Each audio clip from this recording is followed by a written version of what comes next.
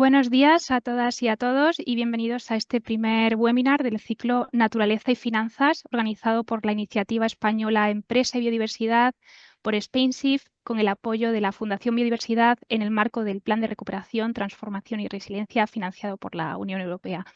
Antes de todo, permítanme presentarme muy brevemente. Mi nombre es Claudia González, asociada senior en Green Finance Institute España, y tendré el placer de acompañarles en la próxima hora y media como moderadora de esta sesión. En este primer encuentro abordaremos por qué la naturaleza, el capital natural, se posiciona como un activo estratégico para el sector financiero, así como la importancia de integrar los riesgos económicos, pero sobre todo financieros, derivados de su degradación, ¿no? Lo que llamamos la materialidad en estas decisiones financieras. Para comenzar, me gustaría dar la bienvenida a Félix Romero, director de la Fundación Biodiversidad, quien realizará la apertura de este ciclo. La Fundación Biodiversidad, como todos sabemos, juega un papel clave en la financiación de la conservación de ecosistemas y actuando además como principal ventanilla de programas de financiación europeos y nacionales. Félix, bienvenido. Adelante, por favor. Muchas gracias, Claudia. Muchas gracias a todas y a todos los que os habéis sumado a este webinar. Como bien decía Claudia, la Fundación Biodiversidad está muy enfocada a financiar proyectos que sean emblemáticos, proyectos que sean transformadores, palanca de cambio en el conjunto del territorio nacional, en línea con esas necesidades que tenemos, ¿no? de conservación, de restauración, de protección de la biodiversidad en nuestro país como pieza clave del contexto de la Unión Europea, y también ser de alguna manera faro a nivel europeo, a nivel mundial, de cómo podemos poner en marcha más y mejor financiación en el territorio y proyectos e iniciativas que nos permitan efectivamente aunar, ¿no? Conservación con crecimiento o desarrollo económico, sin que sean elementos encontrados. Comentaba previamente a la emisión en abierto, comentaba a las personas que estaban en la conversación antes de lanzar en abierto el webinario, que yo estoy especialmente ilusionado con este ciclo de conferencias, con este webinario, porque bueno, creemos desde la Fundación Biodiversidad, creemos absolutamente necesario dar el salto, acelerar más, si cabe, la llegada de un sector financiero activo y que pueda tener más claridad y más velocidad y volumen a la hora de invertir en el territorio. Como conocéis, la Fundación Biodiversidad acoge una de las iniciativas más importantes en materia de puesta en común entre biodiversidad y sector privado, la iniciativa española Empresa y Biodiversidad, donde intentamos de manera sistemática generar alianzas que sean estratégicas precisamente para contribuir a esa restauración, a esa conservación y esa protección de la naturaleza. De tal manera que este ciclo Naturaleza y Finanzas pues, es evidentemente un pistoletazo más para poder acelerar en este interés. Yo creo que es importante, aunque seguramente voy a ser muy reiterativo con conceptos que ya conocéis, poder argumentar la importancia que tiene la naturaleza para la economía y la propia estabilidad financiera y no perdernos a medida que trabajamos en ese concepto, en por qué hacemos esto, es especialmente fundamental. Y es que la naturaleza, como sabéis, está en el origen de toda nuestra actividad económica. Es decir, es muy difícil concebir cualquier elemento económico o financiero sin que detrás haya un recurso natural, haya un espacio, haya un territorio que sostiene económicamente la actividad que corresponda, ya sea la transformación de un recurso natural, ya sea la propia alimentación, ya sea el desarrollo inmobiliario. En definitiva, sin territorio, sin naturaleza, sin ciclos ecológicos que funcionen, es muy difícil concebir también el ciclo económico y la forma en la que vivimos. Y de ahí la importancia de que ese crecimiento se acompase con los límites de crecimiento del propio capital natural. Como sabéis, la naturaleza son dos partes esenciales que funcionan conjuntamente: la vida, la biocenosis, y el biotopo, lo que la sostiene, ¿no? Y esa interacción conjunta, ese 1+1 de biocenosis y biotopo, nos dan esos servicios ecosistémicos, esos ciclos ecológicos que muchas veces carecen de una puesta en valor que dé el sentido final a las cuentas, a los números, para asegurarnos de que las inversiones, de que todo lo que hacemos en materia de economía realmente tiene sentido ya no solamente en el corto plazo, sino en el medio y en el largo plazo, que de verdad se sostienen. de tal manera que prestar atención a cómo corregir los fallos de mercado que el modelo económico actual tiene en relación a la naturaleza es absolutamente fundamental. Muchas veces nos preguntamos por qué la biodiversidad, y aquí yo me gusta a veces también encontrar paralelismos con el pensamiento, por ejemplo, de científicos y de padres en materia de ecología y de biodiversidad, como el propio Edward Olson Wilson, ¿no? Cuando hablaba de que es que la biodiversidad, bueno, cada pieza que existe en el planeta es el resultado de la evolución de tantos miles y millones de años, que permitirnos el lujo de hacerla desaparecer es como, bueno, es algo que verdaderamente cuando te abstraes no tiene sentido, no cabe, ¿no? En la propia existencia humana. Al final la biodiversidad es esa red que nos sostiene a todos, ¿no? Y de ahí que tenemos que hacer ese esfuerzo en comprender cómo podemos ponerla en valor, cómo podemos internalizar en las cuentas de nuestros modelos económicos y financieros para que tenga sentido cada vez que ganamos, que tenemos una rentabilidad en un negocio, que tenga sentido también el poder decir, lo estamos haciendo además o en paralelo a conservar, a restaurar o a proteger. Y este yo creo que es uno de los enfoques principales de este ciclo de seminarios. Son numerosos los informes que nos alertan del estado de la naturaleza, del estado del planeta. Citaré en este momento la última radiografía ambiental en 2025, de la Agencia Europea de Medio Ambiente, que vuelve a poner en evidencia el declive continuo en ecosistemas tanto terrestres como de agua dulce como marinos, ¿no? Y además en un contexto en el que las 3/4 partes de la producción de bienes y servicios de la propia zona euro depende precisamente de todos esos servicios que nos dan la naturaleza, ¿no? E incluso el 75%, y leo textualmente, de los préstamos bancarios corresponden o están vinculados a compañías que dependen precisamente de esos servicios financieros, lo cual supone, lógicamente, un altísimo riesgo para la propia estabilidad económica y financiera. En España este año solamente basta con irnos a un año atrás y hemos vivido danas, hemos vivido grandes incendios. Es evidente que el riesgo en una mala gestión de la naturaleza se traduce, se revierte, ¿no?, sobre nuestro propio modelo económico, y por lo tanto tenemos que actuar.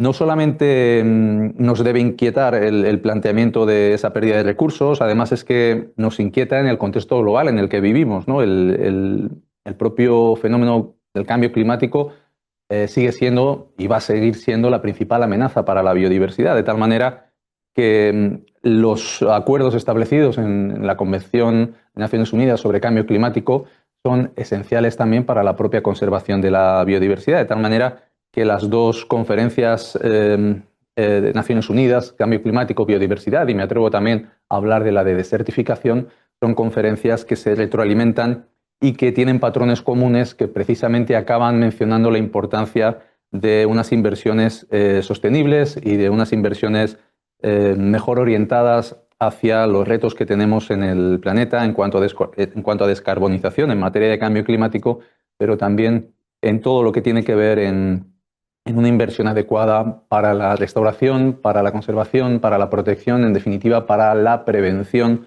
del desastre en materia de pérdida de naturaleza, que, como decía al principio, es lo que nos sostiene como sociedad. Cuando hablamos de la pérdida de biodiversidad, no tenemos que verlo exclusivamente por la pena que nos puede producir la pérdida existencial de especies, sino por el hecho de que encendemos sistemáticamente indicadores que alertan de las peores condiciones que se avecinan para la propia especie humana.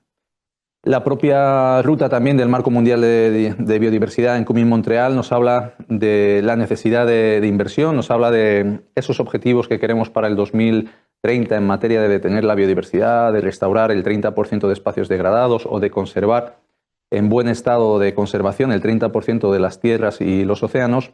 Un acuerdo que ha sido ratificado por 196 países, entre ellos España, y que ha derivado en el caso de España en el Plan Estratégico Estatal de Patrimonio Natural y Biodiversidad. Como digo, nos alerta de la necesidad de una inversión seria y contundente para poder revertir los riesgos de esa pérdida de naturaleza, ¿no?, de biodiversidad. Habría que mencionar que tenemos a la vista también el compromiso de la Estrategia Europea, de la Estrategia Europea de Biodiversidad 2030 y especialmente el Reglamento Europeo de Restauración de la Naturaleza. Tenemos que poner en marcha todos los Estados miembros un Plan Nacional de Restauración en 2026 y ahí encontraremos también una oportunidad para la inversión, para la financiación en materia de naturaleza y desde luego una necesidad absoluta de sumar esfuerzos desde el sector privado. En 2022, por ejemplo, se destinaron 200.000 millones de dólares americanos, procedentes en su mayoría de gobiernos, de la administración pública, para la financiación de la naturaleza. Estos son datos del Programa de Naciones Unidas para el Medio Ambiente de diciembre de 2023. Y de ahí el 18%, no sé si decir solamente el 18%, desde luego es un porcentaje menor posiblemente de lo que sería necesario, aunque la cuantía es significativa. Yo creo que al sector empresarial también hay que decirle que cada esfuerzo que se hace en contribución económica es un esfuerzo bienvenido, pero seguro que con ese porcentaje del 18% sobre 200.000 millones de euros es cierto que tenemos que trabajar para que podamos incrementarlo, para que podamos dar más claridad a la inversión en naturaleza y que ese porcentaje aumente y la cuantía neta también. Es necesario hacerlo porque las estimaciones son que para poder conservar, para poder llegar a esos objetivos del 30% que decíamos antes en conservación, en buen estado de conservación, en restauración, será necesario aumentar al triple para 2030 esos 200.000 euros y posiblemente cuadruplicarlos para 2050. Por lo tanto, el reto es verdaderamente significativo.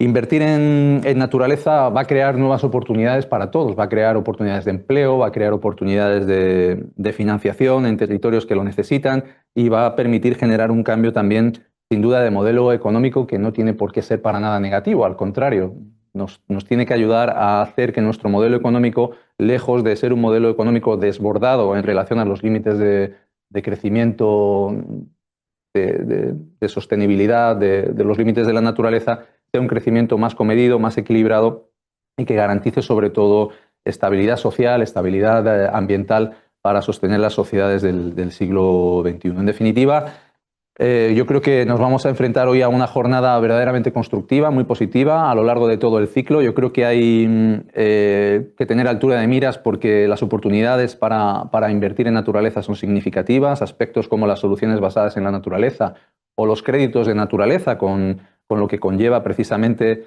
otorgar valor de mercado a los servicios ecosistémicos son aspectos que están ya encima de la mesa y que tenemos que ser capaces entre todos de materializarlos, de ponerlos en una nueva dimensión y poder avanzar conjuntamente sector público, sector privado y también tercer sector en la solución al problema de la financiación en materia de conservación de la naturaleza.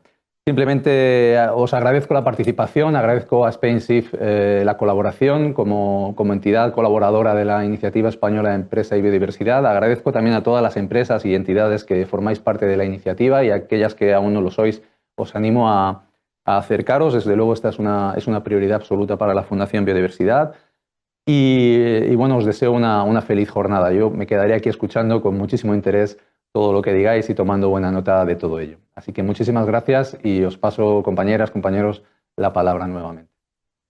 Muchas gracias, Félix, por tus palabras de bienvenida y darnos el contexto actual en torno a la biodiversidad y sobre todo la necesidad de incluirla en las decisiones financieras y empresariales. De hecho, es buen punto de partida para la siguiente ronda de 4 ponencias, en torno a unos 15 minutos cada una, que abordarán la importancia de valorar el capital natural y la integración de los riesgos de su degradación en estas decisiones financieras, explorando por qué al final la naturaleza es un activo estratégico y desde luego y sin duda alguna pieza clave de las finanzas sostenibles.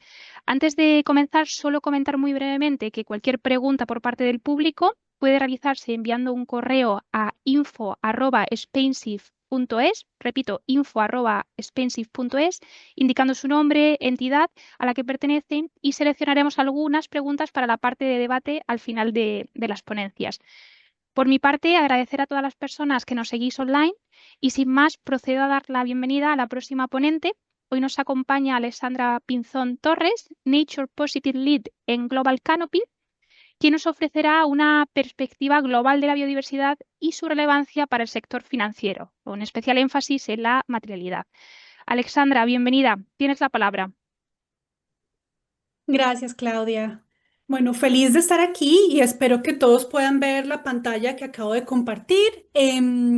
Como Claudia mencionó, soy Nature Positive Lead en Global Canopy, y básicamente el esfuerzo que estamos tratando de hacer con esto, con la posición que ocupo, es precisamente, como Félix mencionaba, tratar de revertir el flujo de impactos que tenemos desde el punto de vista corporativo y financiero en la naturaleza y movernos hacia una visión donde básicamente restauramos la naturaleza y la biodiversidad. Rápidamente, esta es la estructura de mi presentación, y vamos a empezar con conceptos básicos de por qué es importante, qué es la naturaleza y la biodiversidad y por qué es importante en particular para el sector financiero. Antes de comenzar brevemente, ¿qué es Global Canopy y qué es lo que hacemos en Global Canopy? Global Canopy es una organización sin ánimo de lucro, es una ONG que trata de redireccionar, nuestro trabajo es redireccionar las fuerzas de mercado que destruyen la naturaleza. Entonces trabajamos mucho en relación con la parte corporativa y la parte del sector financiero también. Somos expertos en deforestación. Gran parte de la historia de Global Canopy radica en el análisis y la vinculación de organizaciones para tratar de llegar a un mundo libre de deforestación, que es uno de los motores de pérdida de capital natural, y hemos producido numerosas herramientas y guías al respecto. En particular, también ayudamos a que las instituciones financieras entiendan mejor sus dependencias e impactos en la naturaleza, particularmente enfocándonos en la creación y el análisis de datos que permiten tomar decisiones a nivel corporativo y financiero, y el desarrollo de capacidades para adoptar mejores prácticas. Ejemplo del trabajo que hacemos ahí son los pilotos con el TNFD, que es, digamos, la estructura líder de divulgación con respecto a riesgos asociados a la naturaleza, y trabajamos ahí con instituciones financieras para mejorar, bueno, para llevarlas en este proceso de identificar sus dependencias, impactos, riesgos y oportunidades en relación con la naturaleza. Somos socio fundador y de pilotaje del TNFD, por sus siglas en inglés, que es el Grupo de Trabajo sobre Divulgaciones Financieras, y miembros de nuestro equipo están adscritos a la Secretaría de la TNFD. Ya para entrar en materia, que es lo que nos trae a esta conversación, ¿qué es naturaleza y qué es biodiversidad? ¿Y por qué importa para el sector financiero? Entonces, empezando desde el concepto más elemental, ¿qué es naturaleza, qué es biodiversidad y cómo se relacionan, pero cómo difieren? Eh, la naturaleza se refiere a la totalidad del mundo natural, incluye el componente biótico y abiótico, es decir, las cosas, digamos, las especies y los ecosistemas en su parte viva, pero también elementos como los materiales, como los minerales, como el agua, que son el componente abiótico de la naturaleza. Eh, IPBES y el TNFD también se enfocan bastante en la parte social y en la relación de los seres humanos con la naturaleza. De hecho, se nos olvida que nosotros somos parte de la naturaleza también, como seres humanos. Y consta de 4 reinos: tierra, agua dulce, océano y atmósfera. ¿Qué es la biodiversidad? La biodiversidad es una característica fundamental de la naturaleza. Em, pero se concentra esencialmente en la parte viva de la naturaleza. Entonces, es la variabilidad entre los organismos vivos a través de todos los reinos de la naturaleza, en la tierra, el océano, el agua dulce, la atmósfera. Em, y es una característica esencial que permite la productividad y la resiliencia de los ecosistemas. Si no hay biodiversidad, los ecosistemas no son productivos, no son resilientes y no se pueden adaptar a cambios en circunstancias. Entonces, la biodiversidad, aunque no es lo mismo que la naturaleza, es una característica esencial sin la cual la naturaleza no puede funcionar de la misma forma. ¿Qué es el concepto de capital natural al que nos estamos refiriendo en estas conversaciones? La naturaleza es básicamente el concepto global, cubre todo el mundo natural, pero el capital natural se enfoca en los componentes de la naturaleza y su relación con la sociedad en términos de beneficios que proveen a la sociedad y a la economía. Entonces es un subconjunto de la naturaleza y está definido básicamente por su interacción con nuestras sociedades y con la economía.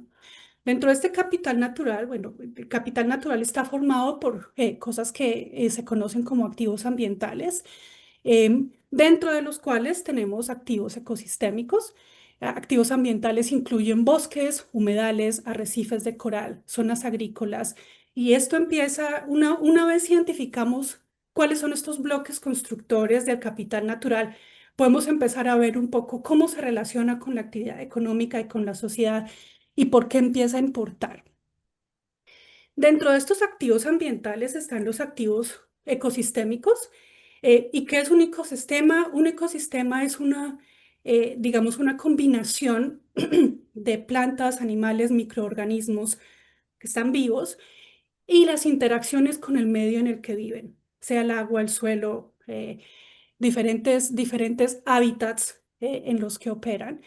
Y hay diferentes tipos de ecosistemas. A veces nos referimos a ellos como biomas. Entonces, por ejemplo, bosques tropicales es un tipo de ecosistema y de bioma.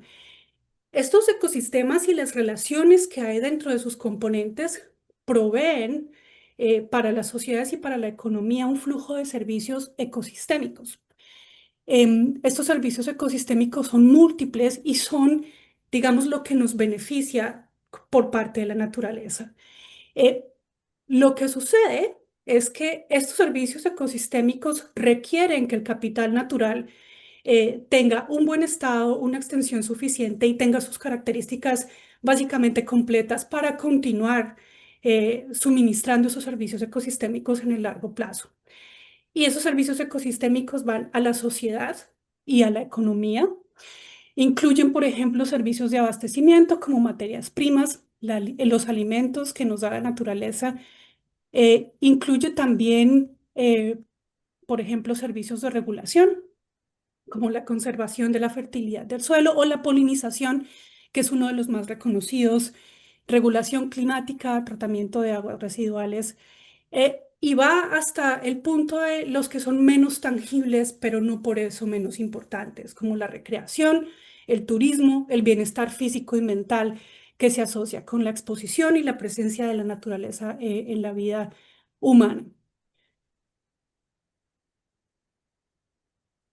Y esto nos lleva un poquito a comprender cuáles son los bloques constructores del capital natural, qué es lo que hace, cuáles son como los beneficios que generan para la sociedad y la economía, y nos conecta con por qué es importante considerar el capital natural dentro de nuestra estrategia de negocios.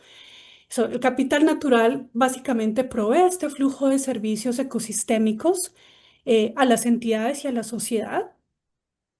Y eso genera esa interacción entre el capital natural y los beneficios que nos provee y las entidades, sean estas corporaciones, por ejemplo, genera lo que llamamos dependencia de servicios ecosistémicos. ¿Qué significa dependencia? Pues que esencialmente el sector corporativo, las compañías, nuestras economías dependen de la continuidad de esos flujos de servicios ecosistémicos para continuar su actividad económica.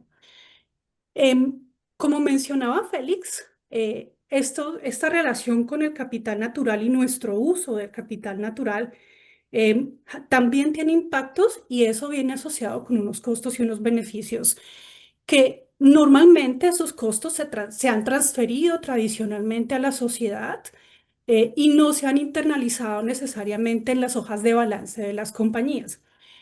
Particularmente los costos de deteriorar o contribuir al deterioro del capital natural. Entonces, las compañías dependen de este capital natural para continuar sus operaciones. Por ejemplo, necesitan agua para producir los productos que nos venden y así generar esos flujos de caja con los que pagan, por ejemplo, sus créditos y le pagan a sus inversionistas. Pero a su vez, a través de la actividad económica que generan, también producen impactos en el capital natural, que a su turno pueden reducir la capacidad de este capital natural para continuar suministrando esos beneficios, no solo a las entidades que causan el impacto, pero también a la sociedad.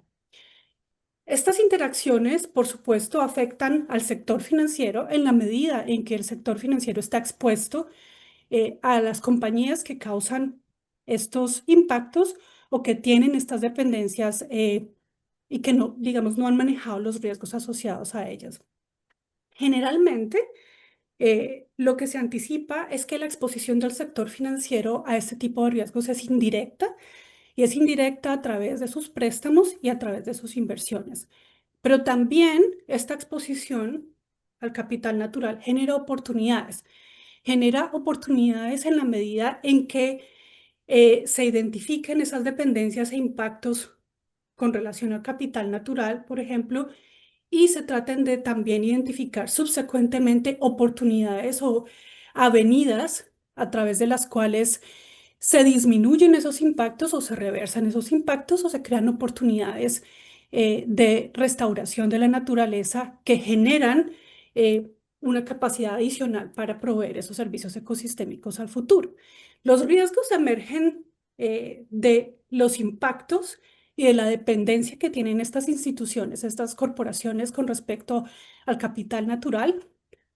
Porque si son dependientes y el capital natural no les puede continuar proveyendo esos servicios ecosistémicos, ¿qué van a hacer? En muchos casos estos servicios ecosistémicos no se pueden reemplazar tecnológicamente o es muy caro reemplazarlos. Y también a través de esos impactos porque pueden tener multas, pueden perder su reputación, pueden perder mercados a través de en relación con los impactos que generan en la naturaleza. Pero para poder gestionar estos riesgos, es importante que tanto las corporaciones como las entidades financieras empiecen a identificar dónde están estas dependencias, impactos y a su vez riesgos y oportunidades. Las oportunidades no necesariamente tienen que salir de una dependencia directa o un impacto en la naturaleza. También pueden salir de áreas de negocio que tanto las entidades financieras como las compañías identifican que pueden ser positivas en el futuro, sin necesidad de haber creado un impacto inicial. Ejemplos de por qué se está volviendo relevante la naturaleza y a qué nivel se está volviendo relevante y cómo se vuelve financieramente relevante. Perdón que los ejemplos están en inglés, pero por ejemplo, una compañía de servicio de agua en Inglaterra ha tenido una multa por romper las regulaciones asociadas al ambiente y descargar aguas negras en ríos. Esto es en relación directa con el capital natural y el impacto que esta compañía ha tenido en la naturaleza y también en la sociedad. El ejemplo de otra multa o un caso legal asociado a PFAS, que está directamente conectado con polución, que es uno de los motores directos de la pérdida de la naturaleza. Y en el caso de España también una sentencia de la Corte relacionada con polución conectada con derechos humanos por, digamos, los impactos que esta mega granja tiene en su medio ambiente, descargando, digamos, contaminantes en el área. Como se ha mencionado antes, más de la mitad del PIB mundial depende de manera alta o moderada de la naturaleza. La realidad es que todo lo que nosotros producimos y hacemos depende de la naturaleza en una forma u otra. Y ha estado emergiendo, digamos, a nivel global este entendimiento de que una buena parte de los riesgos que nos esperan en un horizonte no tan largo se asocian con aspectos de índole ambiental. Entonces, por ejemplo, el Foro Económico Mundial ya ha identificado que y lo ha identificado persistentemente en los últimos años, que dentro de los próximos 10 años, la pérdida de biodiversidad y el colapso ecosistémico puede ser el riesgo número 2 al que nos enfrentemos como sociedad. Cambio crítico en los sistemas terrestres es el riesgo número 3. Reducción o falta de acceso a recursos naturales es el riesgo 4. Polución, que son los ejemplos que he mencionado en la parte izquierda, viene como número 10 en los próximos 10 años y es el número 6 en los próximos 2. Entonces, no se trata ya solo de una cuestión que es moral, también se está convirtiendo en una cuestión persistentemente económica y con relevancia financiera. Estoy segura de que ustedes están familiarizados con esto en relación con clima. ¿Qué tipos de riesgos asociados con la naturaleza son a los que nos enfrentamos? Bueno, riesgos físicos, que tal vez en el caso de las entidades financieras son más bien indirectos, en el sentido en el que las que están más expuestas son las corporaciones a las que ustedes les prestan o en las que invierten. Riesgos de transición, que se asocian más con la expectativa de cambio regulatorio y la expectativa de cambio a nivel de demanda y a nivel social en términos de los requerimientos de las compañías y de las instituciones financieras en relación con el manejo de riesgos asociados con la naturaleza y la transición a una economía que sea positiva para la naturaleza. En estos riesgos de transición, la exposición para el sector financiero no es solo indirecta, porque la idea es que, por ejemplo, requerimientos de divulgación y de reporte también eventualmente afectan a las instituciones financieras. Y riesgos sistémicos, la pérdida de naturaleza y biodiversidad es algo que afecta a todos los sectores de la economía. Como hemos dicho, básicamente todo lo que hacemos depende de la naturaleza y eso implica que perder estos servicios ecosistémicos afecta básicamente toda la actividad económica. Eh, Algunos sectores probablemente van a estar más directamente afectados que otros y dada la interconexión que existe entre cadenas de valor a lo largo de la economía, esos riesgos, una vez se materialicen en un área, tienden a conectarse a otras áreas y contagiarse. Y es ese tipo de riesgo el que es muy difícil diversificar con manejo de portafolio. Sí, es persistente a lo largo de toda la economía. Ya vamos en la ronda final, justo. Bueno, y con todo esto, ¿qué puede hacer el sector financiero? ¿Qué deberían estar considerando? No voy a entrar en el detalle de cuál es el enfoque del LEAP. Lo presento aquí porque es el enfoque que está propuesto por la TNFD, que es, digamos, la estructura de reporte, de análisis y reporte de riesgos asociados con la naturaleza, que es líder en el mercado, pero es una de las formas en las que ustedes pueden empezar a identificar esas dependencias, impactos, riesgos y oportunidades. Lo que, digamos, el resumen de lo que las entidades financieras deberían comenzar a hacer está en la parte derecha y es primero identificar sus impactos, sus dependencias e impactos potenciales en relación con la naturaleza. ¿Cómo empieza una entidad financiera a hacer esto desde el principio? Identificando los sectores en los que ustedes enfocan su actividad financiera, en donde prestan o en donde invierten, y las clases de activos en las que se concentran. Una vez identifican esto, pueden usar herramientas como Encore, que es muy útil para este paso de identificación y de priorización, que es el segundo elemento. Cuando ustedes identifiquen, digamos, la lista larga de dependencias e impactos potenciales en la naturaleza, la idea es que las prioricen con base en la materialidad que tienen. Y eso les ayuda a profundizar en análisis. Entonces, en primer lugar, tienen como este mapa de calor que se basa en su portafolio de préstamos o de inversiones. Y con base en ese mapa de calor, ustedes priorizan dónde se concentran estos riesgos para hacer un nivel más profundo de análisis. Pero la idea de este análisis no es solamente identificar esas dependencias y esos impactos y eventualmente reportar si eso es lo que la entidad decide. La idea es que este análisis se utilice para informar la estrategia de negocio. Ese es realmente el uso que se le da. Una vez ustedes identifiquen con base en ese análisis los riesgos y las oportunidades que existen con respecto a la naturaleza. ¿Cómo usan Encore? Lo primero que uno tiene que tener listo para utilizar Encore es al menos la lista de sectores en los que se concentra su actividad de préstamos o de inversiones. Con esa lista de sectores clara, que es un trabajo interno, ustedes pueden mapear a través de la herramienta la lista de dependencias potenciales de servicios con respecto a servicios ecosistémicos y su materialidad. Encore les permite identificar 5 niveles de materialidad: muy alto, alto, medio, bajo y muy bajo. Igualmente les permite observar la lista de presiones potenciales que llevan a los impactos. Los impactos son más difíciles de medir porque son los cambios en la naturaleza que se asocian a su actividad, pero las presiones son más fáciles de calcular. Entonces, las presiones, por ejemplo, son asociadas al uso que ustedes hacen de esos servicios ecosistémicos que pueden llevar a un impacto.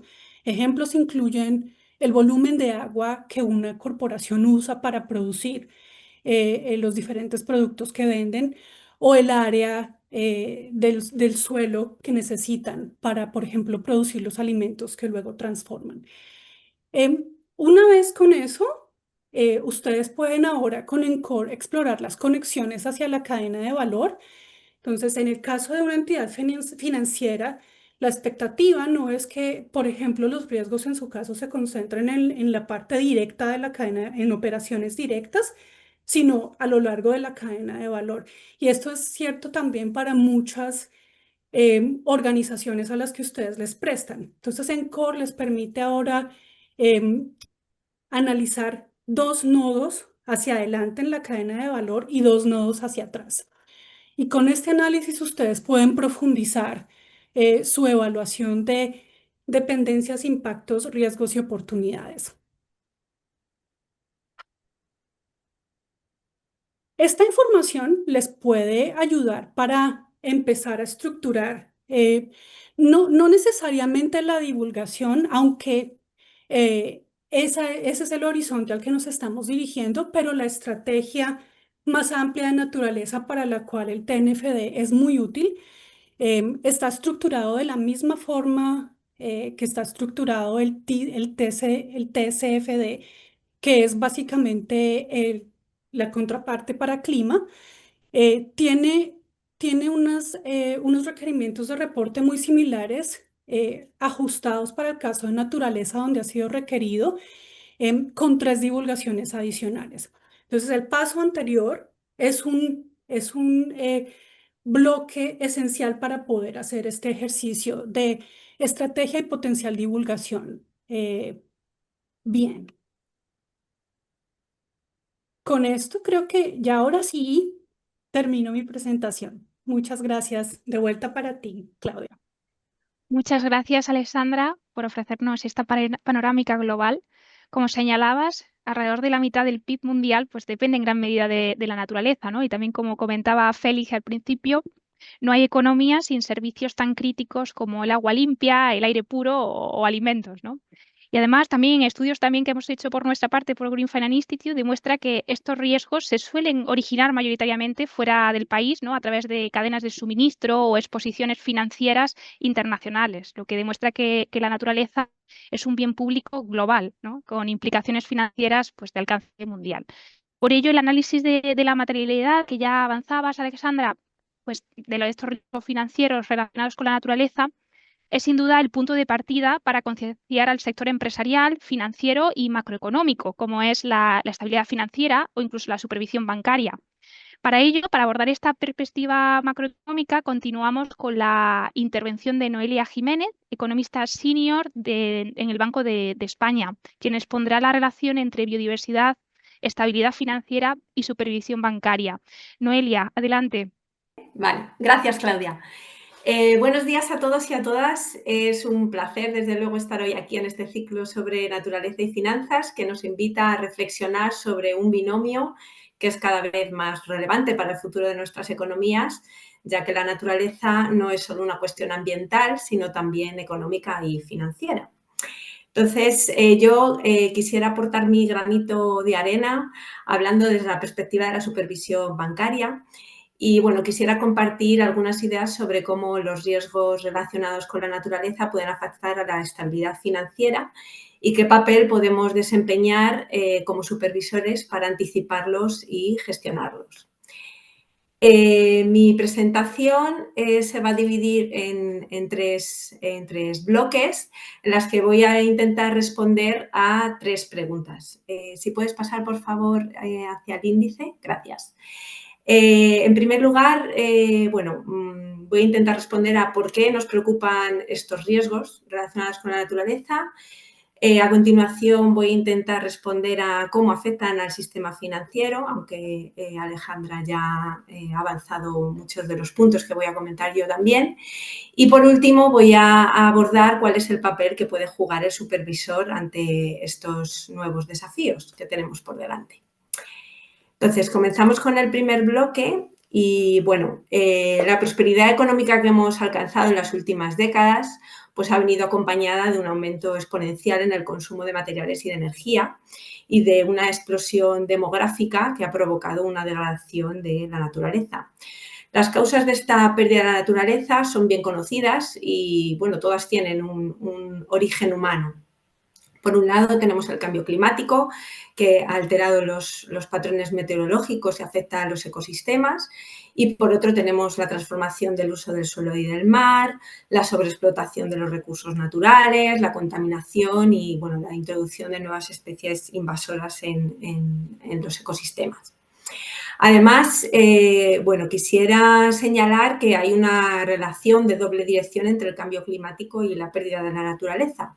Por un lado, la naturaleza pues, se ve afectada por el cambio climático, lógicamente, pero por otro, a su vez, la pérdida de biodiversidad y la alteración de los ecosistemas contribuye a agravar el cambio climático, ya que desaparecen las barreras protectoras naturales que podríamos tener frente al cambio climático. Es decir, la naturaleza no solo sufre el cambio climático, sino también nos puede ayudar a combatirlo. La naturaleza está en el centro de muchos de los riesgos más relevantes a los que se enfrenta el mundo, como ya ha contado Alejandra. Perdón. Y de hecho así lo reconoce el World Economic Forum, que identifica que 5 de los 10 principales riesgos globales para los próximos 10 años, 4 de ellos están de hecho en el top, están directamente relacionados con la naturaleza. Entre ellos se incluyen eventos climáticos extremos, pérdida de biodiversidad, alteraciones en los procesos naturales de la Tierra, la escasez de recursos naturales y la contaminación. Y esto no es solo un problema ambiental, sino que estos riesgos tienen también implicaciones económicas directas sobre la economía y la estabilidad financiera. Y bueno, como ya había comentado anteriormente Alejandra y tú también, Claudia, pues se estima que la mitad del PIB mundial depende en algún grado de la naturaleza, ya que un gran número de sectores dependen directa o indirectamente de los recursos naturales o de los servicios que proveen los ecosistemas. Y bueno, podemos pensar en sectores claros como agricultura, pesca, energía o el turismo, ¿vale? Pasamos ya a la segunda pregunta de mi presentación. Pasamos a ver cuáles son los efectos sobre la economía de la degradación de la naturaleza. Entonces, los riesgos derivados de esta degradación pues, tienen un impacto directo en todos los sectores económicos, incluidos el sistema financiero. Por un lado, por empezar por la parte, digamos, más básica, los hogares, pues hablamos de amenazas de vida, amenazas a los medios de subsistencia, a los bienes materiales, etcétera. Y estos riesgos generan, además, desplazamientos forzados, aumentan el coste de la vida y provocan inseguridad alimentaria y energética. Y como suele ocurrir, además, este tipo de riesgos afectan con mayor intensidad a las comunidades más vulnerables, agravando pues, lo que serían las desigualdades sociales. En el caso de las empresas, los riesgos naturales pueden comprometer su operativa, sus cadenas de suministro y, en última instancia, su viabilidad financiera. En particular, los riesgos pueden provocar interrupciones productivas, encarecimiento de los recursos, litigios legales, dañar la reputación de la economía y dificultar, en definitiva, el acceso a la financiación. Además, las empresas que no se adaptan a estas nuevas exigencias regulatorias y sociales en materia ambiental, pues corren también el riesgo de quedar rezagadas frente a unos competidores más sostenibles. Es cierto que aunque muchas empresas están empezando a comprender su dependencia de la naturaleza, la mayoría aún no tiene planes detallados para mitigar estos riesgos o aprovechar las oportunidades que pueden surgir. Y lo más preocupante es que no están incluyendo estos riesgos, como decía Alejandra, en sus balances, a pesar de las implicaciones financieras que tiene la degradación de la naturaleza para ellas. Y vamos ya a la tercera parte, al sector financiero. Este sector, por su parte, pues también se ve afectada por los riesgos naturales vía los activos que financia o asegura, de forma que los riesgos tradicionales del sistema financiero pueden verse amplificados por los riesgos también procedentes de la naturaleza. Por ejemplo, en el caso del crédito, si una empresa no puede devolver un préstamo debido a un desastre natural. En el caso del riesgo de mercado, si los activos pierden valor por cambios regulatorios o reputacionales. Y, por último, en el caso del riesgo operacional, pues si una entidad financiera ve directamente afectada su propia infraestructura por un evento climático, por ejemplo. Y bueno, pues aquí entran en juego 3 canales de transmisión. Por un lado, tenemos los riesgos físicos, que surgen cuando el ecosistema está comprometido por fenómenos climáticos, geológicos o desequilibrios ecológicos. Están los riesgos de transición derivados del proceso de adaptación hacia una economía baja en carbono, que pueden estar causados por cambios regulatorios, tecnológicos o en las preferencias de los consumidores o los inversores. Y, por último, los riesgos de responsabilidad, que aparecen cuando los afectados por los daños exigen compensaciones. Además, hay que tener en cuenta la doble materialidad de estos riesgos. Los riesgos de la naturaleza afectan al sistema financiero, por un lado, pero el sistema financiero también puede afectar a la naturaleza si financia actividades que no sean sostenibles. El sector financiero en este contexto pues, juega un papel crucial en la gestión y en la mitigación de estos riesgos.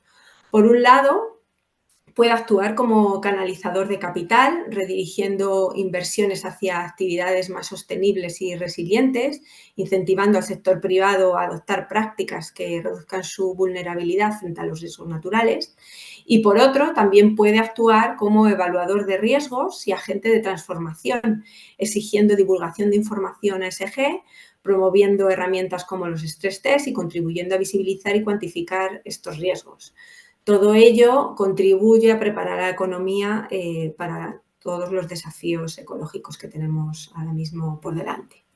Y bueno, quisiera hacer un inciso, aunque ya lo ha comentado previamente Alejandra, para decir que los riesgos relacionados con la naturaleza no solo suponen riesgos, sino que también se abre un abanico de oportunidades para el sistema financiero que pueden ser muy interesantes, como sea la apertura de nuevas áreas de negocio, la apertura de nuevos espacios para innovar, la anticipación a riesgos que en el medio y largo plazo van a tener acabando o pueden tener potencialmente un gran impacto y, por último, las ganancias reputacionales de apostar por la sostenibilidad en su modelo de negocio. Dicho esto, los riesgos relacionados con la naturaleza ponen en peligro la estabilidad financiera porque afectan a los agentes económicos a los que el sistema financiero está expuesto a través de préstamos, deudas, seguros o tenencia, por ejemplo, de acciones. También afectan a los mercados financieros porque pueden afectar a través de inversiones o servicios como derivados o incluso pueden llegar a dañar la propia operativa del sistema financiero. Pensemos, por ejemplo, en una riada que dañe, ¿no? la infraestructura, los edificios de los bancos, por ejemplo. Hay estudios que confirman efectivamente esta exposición del sistema financiero. Por ejemplo, tenemos unos estudios que han hecho el Banco Central de Países Bajos y el Banco de Francia, que han estimado que entre el 36 y el 42% de la exposición financiera de sus sectores bancarios está ligada a empresas que dependen al menos de un servicio del ecosistema. El Banco Mundial, por su parte, pues también ha estimado que el 55% de la cartera de créditos de los bancos en una muestra de 20 países emergentes depende de servicios de la naturaleza. ¿Qué deben hacer las instituciones financieras entonces ante estos riesgos? Pues primero, reconocer que son una fuente de preocupación, claramente. Segundo, deben comprenderlos a nivel organizativo. Tercero, deben valorar sus canales de transmisión y su materialidad. Además, deben entender los requerimientos regulatorios y, por último, deben desarrollar herramientas, indicadores, sistemas de reporting y análisis de escenarios para poder valorarlos y poder mitigarlos. Algunas instituciones financieras y reguladores ya han empezado este camino, pero todavía hemos de reconocer que estamos en una fase bastante inicial. Y ya pasamos al último bloque, la tercera pregunta que yo había planteado, que es ¿qué puede hacer el regulador, el supervisor bancario? Ante los riesgos relacionados con la naturaleza, los reguladores en general deben establecer un entorno que facilite la transición hacia una economía respetuosa con el medio ambiente.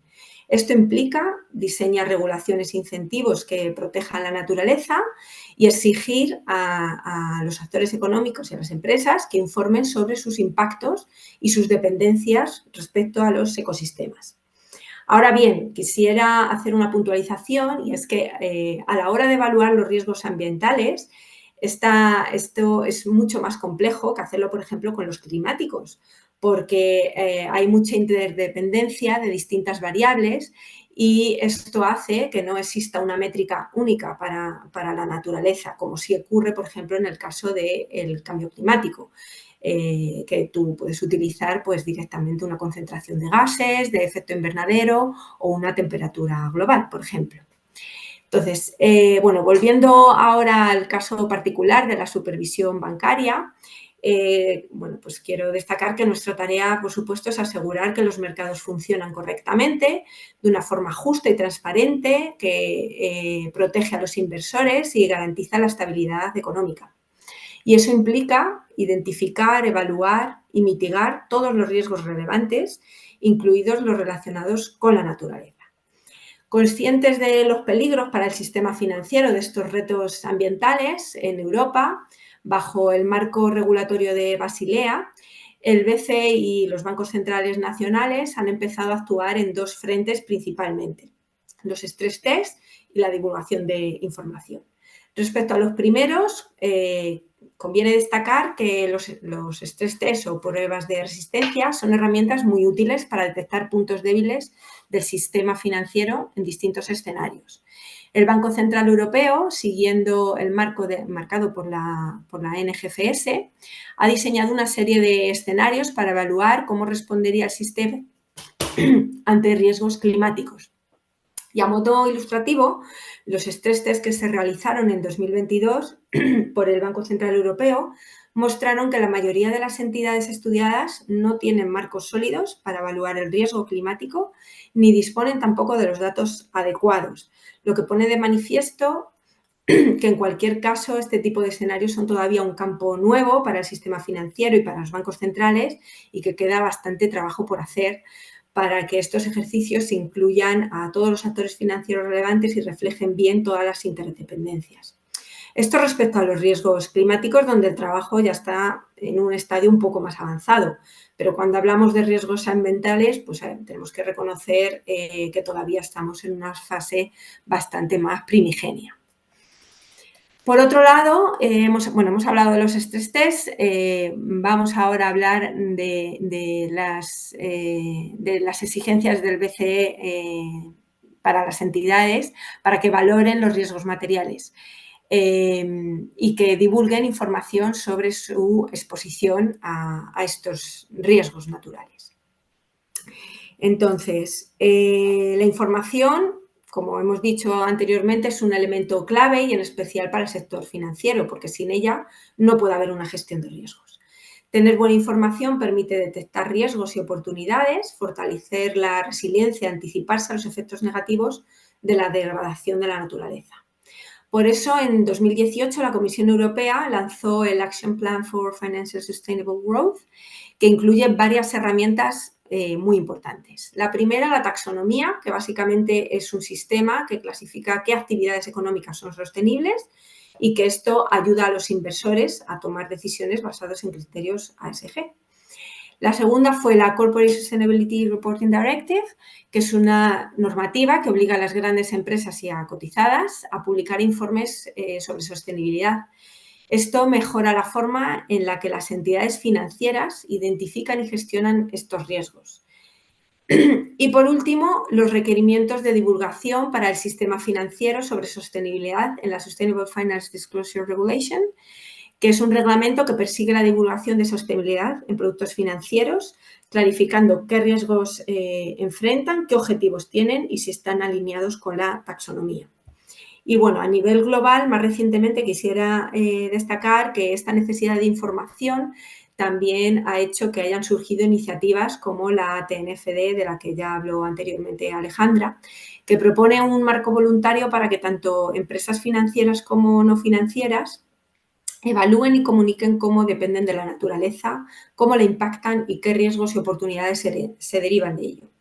Aunque todavía este marco no es obligatorio, está ganando fuerza y se espera que se integre en la regulación en los próximos años.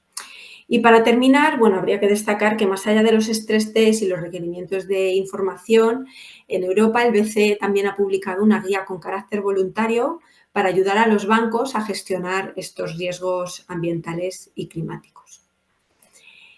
Y ya, bueno, para finalizar, quisiera hablaros de las iniciativas del Banco de España, porque en el banco pues, también somos sensibles a los riesgos que puede acarrear la degradación de la naturaleza. Quisiera destacar que entre ellos el Banco de España está comenzando a abrirse camino en el análisis de los riesgos procedentes del agua, ya que el agua está presente en un elevado porcentaje de los desastres naturales y su escasez, contaminación o exceso puede tener impactos muy significativos sobre la economía y el sistema financiero, como ya han puesto de manifiesto algunos estudios que hemos publicado en relación a la degradación, por ejemplo, del Mar Menor o a la desertificación en España. En esta línea, el banco va a organizar una sesión en Murcia el 28 de noviembre dentro del ciclo de los viernes de transición, que versará sobre el agua como fuente de riesgo financiero.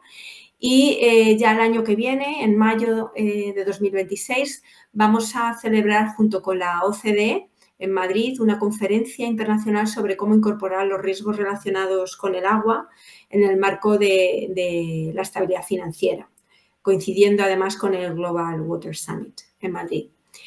Y bueno, a modo de colofón, solo bueno, pues quisiera mencionar que en definitiva los riesgos relacionados con la naturaleza son una preocupación creciente que afecta a todos los sectores económicos, incluido el sistema financiero. Como supervisores tenemos la responsabilidad de entenderlos, integrarlos en nuestras herramientas y contribuir también a una transición ordenada hacia una economía más resiliente, porque cuidar de la naturaleza no es solo una cuestión ambiental, también es una cuestión de prudencia económica. Y con esto habría terminado mi presentación. Muchas gracias. Muchísimas gracias, Noelia, por esa visión tan clara sobre las dependencias e impactos sobre la naturaleza, que la naturaleza puede trasladarse, ¿no?, a riesgos físicos, de transición, de responsabilidad, como comentabas, tanto a nivel empresarial, financiero y macroeconómico. Con esta visión global y financiera sobre la materialidad, pasamos ahora a analizar desde la perspectiva académica cómo se traduce en prioridades concretas para la financiación e inversión en España. Para ello contamos hoy con Adrián García Bruzón, profesor en la Universidad Rey Juan Carlos. Adrián, adelante.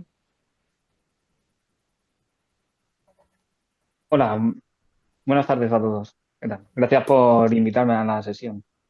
La verdad es que han sido ponencias muy interesantes las tres que hemos tenido. Y bueno, básicamente yo me voy a centrar un poco en lo que comentabas, Claudia, ¿vale?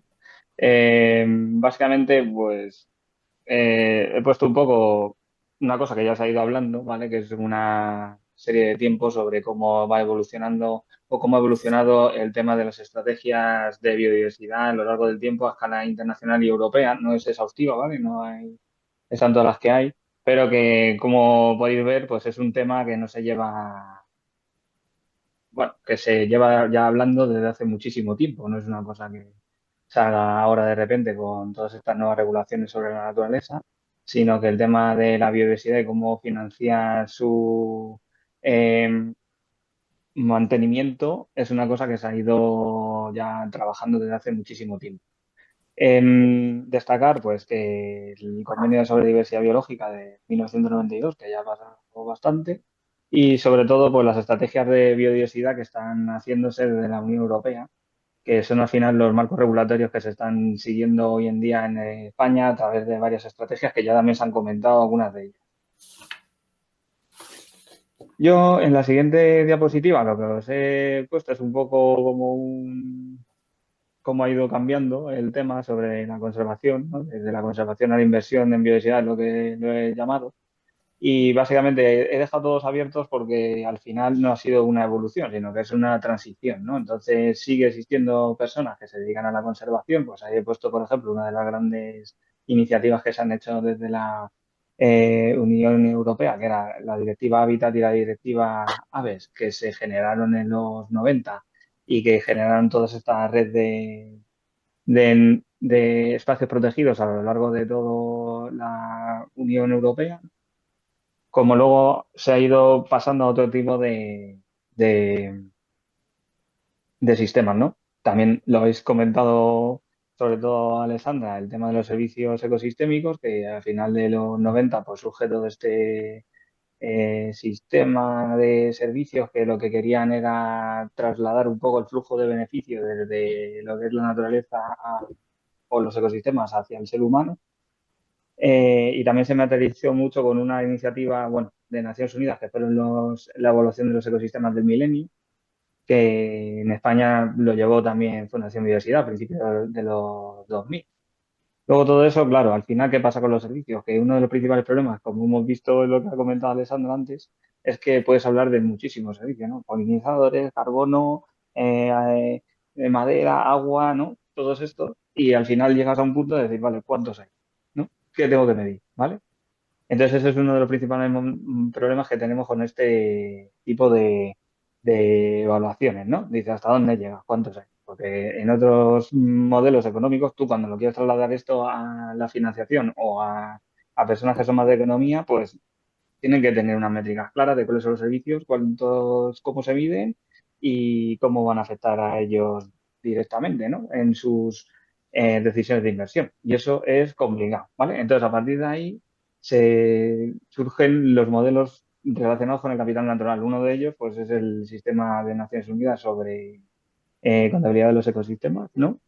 Que empiezan a partir del año 2012 como un marco de contabilidad, es decir, dónde estamos, ¿vale? En el tema de ambiental y también ecosistémico, ¿no? Y cómo podemos ir mejorándolo, ¿vale? Y por último, pues todo esto de regulaciones, que ya sé que la taxonomía de la Unión Europea y todo esto es de un poco antes de 2020, ¿vale? Pero bueno, con el Task Force sobre naturaleza y tal, pues me puse en donde estamos ahora, ¿vale? Uno de los principales problemas con todo esto es, que ya lo habéis comentado, son diferentes, múltiples, ¿vale? Lo primero es que existen hoy en día todavía gente que se dedica a temas de conservación, a temas de servicio, a temas de capital natural, ¿no? Y la interacción entre ellos, pues, es muchas veces complicada, ¿vale? El segundo problema que tenemos para el tema de inversión es que todo esto no es tan sencillo. Bueno, la economía en sí tampoco es sencilla, ¿vale? Pero claro, tú puedes coger y decir el Producto Interior Bruto, yo lo calculo que es cuánto he ganado, cuánto me he gastado, y importaciones y exportaciones, hago el número y tengo el valor, ¿no? Sin embargo, aquí necesitamos una componente espacial detrás, ¿vale? Que es lo que decía un poco también Félix, ¿no? Es decir, esto hay que invertir en el territorio. Entonces ya empezamos a tener ahí otro tipo de variables, ¿no? Espaciales que al final se modifican con el tiempo y tenemos un problema al final de marcos regulatorios por un lado y evaluaciones y análisis que tienen que estar actualizándose año tras año. Porque al final, claro, el ecosistema cambia mucho más rápido de lo que creemos y, claro, invertir en una cosa o en un territorio y no tener la información suficiente para ver cómo va evolucionando en el tiempo, pues es uno de los principales hándicaps que tenemos. A raíz de eso, pues la idea, bueno, de las diferentes estrategias, pues va por esa línea, ¿no? Aquí, por ejemplo, he puesto el Plan Estratégico Estatal de Patrimonio Natural y Biodiversidad, que también lo habéis hablado, de 2030, que al final lo que busca es conservar el patrimonio natural y geodiversidad. Va por ligado por el tema de la conservación, muy interesante, ¿vale? Integrar la biodiversidad en políticas otras sectoriales, pues también lo habéis hablado, agua, energía, agricultura, urbanismo, etcétera. Promover el conocimiento y la contabilidad, que aquí ya se mete el tema de capital natural y la contabilidad en sí de ella, y fomentar la participación en educación ambiental. Claro, o sea, al final este plan estratégico ya te está incluyendo también el tema de contabilidad o capital natural, que ya lleva a su vez incluido temas de territorio, sí mismo, no solo ya de zonas protegidas, etcétera. Porque está en línea, claro, con la ley de restauración de la Unión Europea, con la estrategia de biodiversidad, que todas esas van por esa línea, es decir, ¿cuánto voy a restaurar? ¿Dónde? Pero claro, no es cuánto voy a restaurar, ¿no? Porque al final todos estos marcos se habla del 20% o el 30 o el 50 o el 60% del se tiene que restaurar, pero ¿qué es un ecosistema degradado? ¿Dónde están? ¿Cómo lo restauro? Porque claro, lo que es sencillo es, por ejemplo, llegar y decir, pues tengo una mina a cielo abierto que se ha abandonado, que ya se ha acabado su actividad, la restauro. Vale, genial. Pero hay muchísimos otros ecosistemas que hay que restaurar, ¿no? Que no está claro ni dónde están ni qué forma habría que hacerlo. Por ejemplo, pues muchas veces que sale, cada vez que pasa una campaña de verano, el tema de plantaciones en Europa de especies que no son autóctonas o que no deberían estar donde están. Claro, pues todo eso hay que restaurarlo, se queda, se tiene que cambiar y también otros problemas adicionales sobre eso, que es el tema de, por ejemplo, de conservación o de regeneración de algunos ecosistemas que estaban afectados por la actividad humana, que porque pasan a ser una zona protegida, vuelven a lo que eran naturalmente, que es, pues, os quiero decir, por ejemplo, pues los pastos de alta montaña de Pirineos, ¿no? Que tienen un problema ahora porque no sabes qué hacer. Porque, claro, al quitar la ganadería extensiva que había en esa zona, pues muchos se están volviendo a lo que eran originalmente, que eran zonas de matorral y bosque, ¿no? Y entonces tienes el problema ahí adicional de decir, vale, entonces estoy perdiendo un ecosistema que tenía una gran biodiversidad por otro ecosistema que era era lo que originalmente estaba. Entonces genera todo ese tipo de controversias, ¿no? Que son muy difíciles de medir y que hay que tomarlas en consideración. Otra estrategia que también quería hablar, que no ha salido, que puede ayudar a todo esto, es la estrategia de infraestructura verde, conectividad y restauración ecológica, ¿vale? Que complementa a la otra con un enfoque territorial y espacial, que es lo que os estaba comentando. Y que crea al final lo que busca es crear una red funcional de ecosistemas que estén conectados en ellos, identificando redes ecológicos, áreas prioritarias de restauración, ¿vale? También relacionándolo con la zona urbana donde viven los seres humanos y al final usando pues, indicadores ecológicos y información espacial, ¿vale? Que también ahí Fundación Biodiversidad también ha tenido algunas iniciativas de fomentar desarrollo de infraestructura verde, muy interesante desde el punto de vista de los municipios, aunque yo creo que al final sí que es verdad que está ligado más a soluciones basadas en naturaleza que en sí análisis de cómo tengo la infraestructura verde y cómo la mejoraría, ¿no? Más allá de todo esto, pues al final, ¿cómo se puede hacer? Pues desde Naciones Unidas, ¿vale? Pues se creó todo el tema de los estándares estos de contabilidad, ¿vale? Que en su principio eran lo que hoy por hoy tenemos, que son las cuentas ambientales que conocemos, ¿no? Que, pues eso, la cuenta de carbono, la cuenta de recursos, la cuenta de energía, que, ¿no? Que son cosas como muy cercanas a la actividad económica y socioeconómica, mientras que, claro, el tema de los ecosistemas que se está eh, comentando desde un punto de vista territorial, pues quedaba un poco fuera, ¿no? De eso es el otro marco que hay, que es el de contabilidad de los ecosistemas o contabilidad del capital natural, que lo que lleva es buscar cómo tengo los ecosistemas y qué servicios proveen al ser humano dentro de un estándar, ¿vale?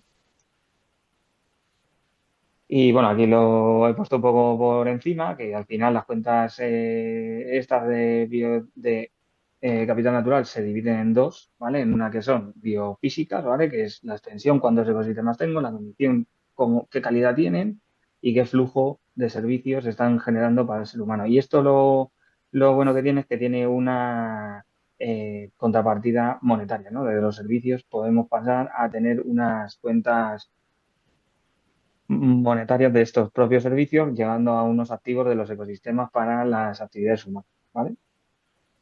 Lo único que, bueno, hoy por hoy son solo las biofísicas, estas tres del principio, las que están como estándar estadístico internacional, ¿vale? Básicamente porque es lo que os estaba hablando. ¿Qué servicios mínimos tenemos que tener para el flujo? No lo sabemos.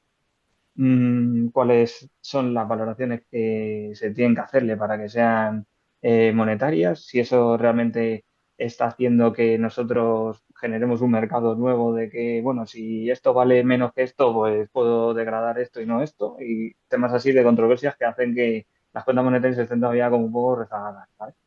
Y aquí un pequeño ejemplo, ¿no? Que en el 1 tendríamos cuánto bosque tengo, en el 2 con el profundidad del suelo, pues podría decir qué calidad tiene este suelo, en un servicio, que en ese caso sería la filtración del agua que está generando el bosque, que me genera un beneficio que es agua potable para las personas, ¿no? Entonces, eso es un poco la idea. Como veis, pues muy territorial, ¿vale? Lo único que nosotros vemos que esta parte, ¿vale? Ya desde el punto de vista más de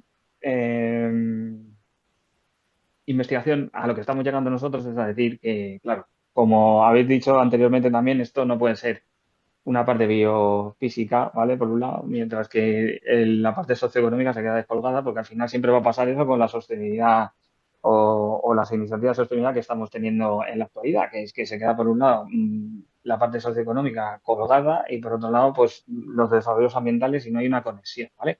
Aquí os he puesto una idea de la economía del DOM, por ejemplo, ¿vale? Que habla del tema de, bueno, no pasarse de un techo ecológico y no bajar de una base social, ¿no?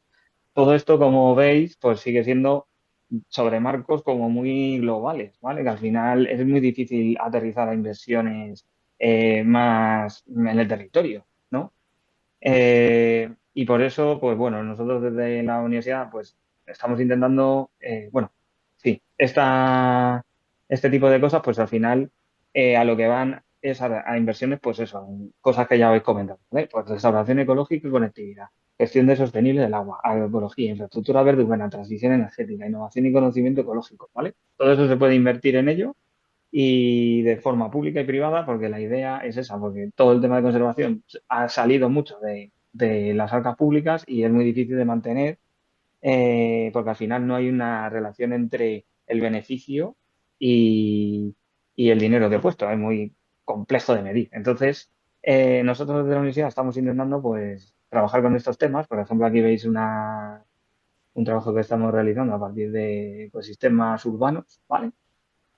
En el que estamos pues, con condiciones y servicios, pues intentando generar índices de capacidad o que son proxies de infraestructura verde para saber dónde están las zonas de mejora o dónde podemos encontrar qué está bien o qué está mal dentro de la ciudad para que poder hacer pues soluciones basadas en naturaleza, inversiones en soluciones dentro de un análisis eh,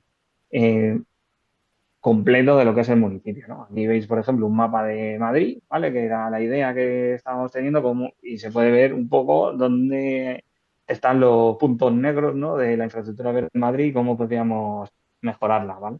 Entonces, en ese caso, pues sí que es verdad que, como habéis dicho anteriormente, es muy interesante, como ha dicho al final Noelia, que es difícil ya con clima y con esto es todavía peor porque básicamente, claro, tú con el clima pues puedes decir al final CO2 equivalente, lo que sea, y si reduzco las emisiones estoy reduciendo el cambio climático. Pero claro, aquí es por narices un enfoque territorial que hace que los inversores tengan reticencias a no saber bien dónde estamos poniendo el dinero, ¿no? O en qué iniciativas. Entonces yo como última, bueno, como conclusión final de esta presentación es que yo creo que hay que volver un poco, ¿no? A aquella conceptualización que había originalmente sobre el tema de la sostenibilidad y el medio ambiente, que era actuar local, ¿no? Para tener un efecto global, más que seguir intentando generar marcos de escala global y inversiones a otras escalas que se van del control de nuestro y además que no tienen una relación directa con el territorio y con los beneficios que puede tener a las personas. Y nada, gracias. Muchas gracias, Adrián, por esas aportaciones y por darnos una panorámica de la situación y las necesidades en el contexto español. Y ya llegamos a la última ponencia, cerrando este bloque de interesantes ponencias. Contamos con Yule González, director técnico de Finance for Biodiversity Foundation, quien compartirá la experiencia internacional y las alianzas claves que están impulsando para la integración de la naturaleza en las finanzas. Julen, adelante. Vale, muchas gracias Claudia, también gracias a Andrea y a todo el equipo del SpineShift por la invitación, así como a los anteriores ponentes por las presentaciones tan interesantes. Soy Julio González, director técnico de Coaxa, de Finance for Biodiversity Foundation, y voy a intentar hacer una presentación muy práctica. Entiendo que los anteriores ponentes ya han cubierto de sobra toda la parte conceptual y digamos de aplicación. Entonces yo básicamente me voy a centrar en proporcionaros acceso a guías, digamos, que son de acceso público y que podéis utilizar en vuestro día a día. Antes de nada voy a hacer una mini presentación de lo que es Finance for Biodiversity Foundation y luego pasaré a cubrir prácticamente los dos primeros puntos, ya que para el tercero no creo que haya tiempo. El primero son iniciativas y marcos globales en biodiversidad y el segundo es, digamos, abordar lo que es la guía para la evaluación de impactos y dependencias por parte del sector financiero. Si me diese tiempo, tocaría también un poco de cómo, en base a los resultados de las evaluaciones de impactos y dependencias, podríamos empezar a integrar esos resultados en las estrategias y en la toma de decisiones. Muy rápidamente, ¿qué es Finance for Biodiversity? Bueno, somos una organización fundada en 2021 sin ánimo de lucro que llamamos a la acción y a la colaboración entre instituciones financieras para revertir la pérdida de biodiversidad en esta década.